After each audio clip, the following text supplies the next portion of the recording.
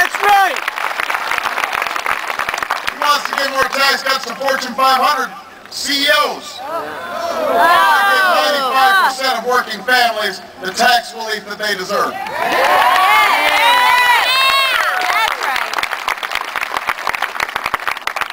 He wants to double down on health care policies that'll only work for the healthy and the wealthy. I want to cut costs and expand coverage for all Americans. John McCain wants an energy policy that gives billions to the oil companies, an education policy that leaves our children behind, and a war in Iraq that's costing us $10 billion a month while the Iraqi government sits on billions of dollars of surplus, a war that you and I know that we must end.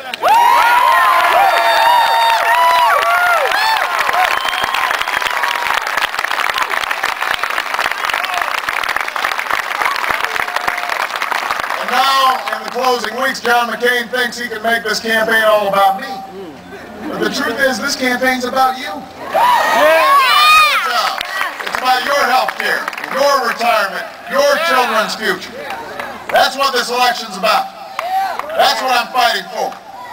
Because I can take 3 more weeks of these attacks from John McCain, but the American people can't take 4 more years.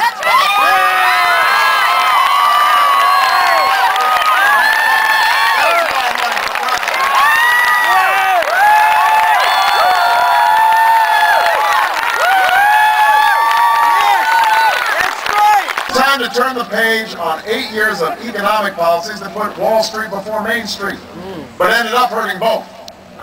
We need policies that grow our economy from the bottom up, so that every American, everywhere, has the chance to get ahead. Not just the person who owns the factory, but the men and women who work on the factory floor.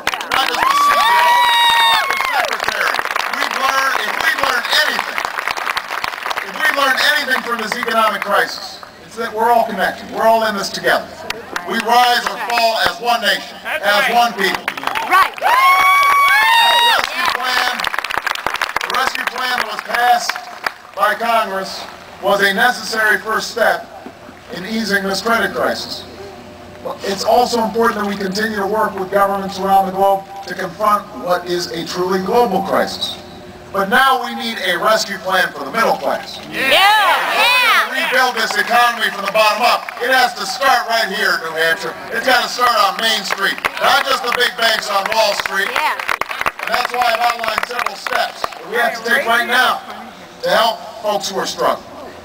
First, we've got to act now to create good paying jobs. John McCain said about a month ago that he thought the fundamentals of the economy are strong. Let me tell you, where I come from, a job is pretty fundamental. Steel workers agree with that. We've already lost 750,000 jobs this year. Some experts say unemployment may rise to 8% by the end of next year, maybe more. That's why I've proposed a new Americans Jobs Tax Credit. Every new employee that a company hires here in the United States over the next 2 years, they're going to get a tax break. That's how we'll create.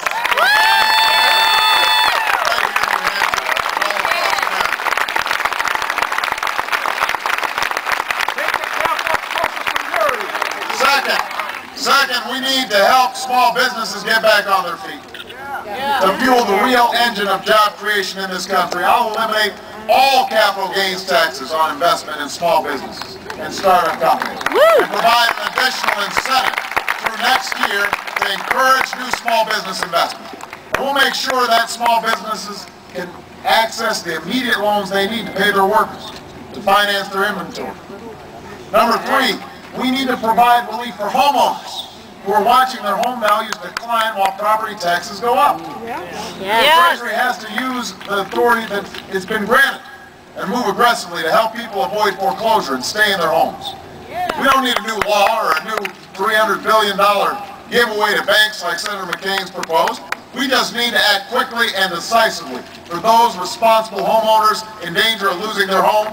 I've proposed a 3-month moratorium on foreclosures so that we give them some breathing room to get back.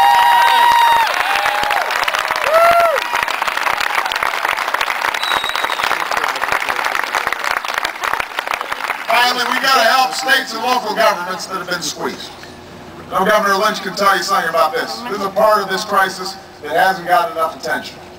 If Washington keeps pushing the burden on the states and cities and towns, you might be forced to raise new revenue through cuts in services, increases in taxes. Today, 21 states are facing budget shortfalls, including New Hampshire. But the last thing we should do when families are struggling is forcing states and towns to choose between getting rid of essential programs or raising property taxes.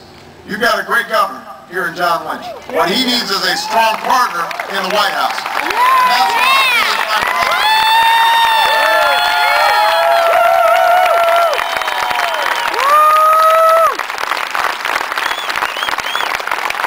Last August, I called for a $25 billion fund to help states and local governments avoid property tax increases.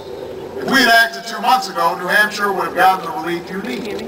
We can't afford to wait any longer. We need this fund to help New Hampshire and states across the country pay for health care and education, police and firefighters, without resorting to tax or fee increases.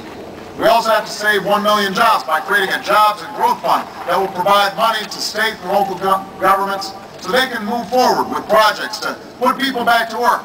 Right now, repairing and rebuilding our roads and our bridges and our schools. Our infrastructure for the 21st century. If we can rebuild Baghdad, then we can rebuild.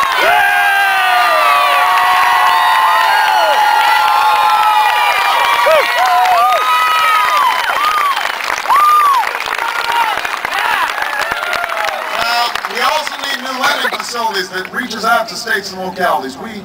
We can't extend a hand to banks on Wall Street without reaching out to Main Street so states can make payroll and deliver services.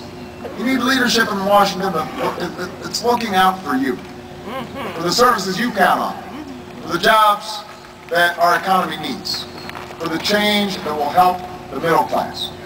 That's why I'm running for president. So you've got somebody in that White House every single day thinking about you.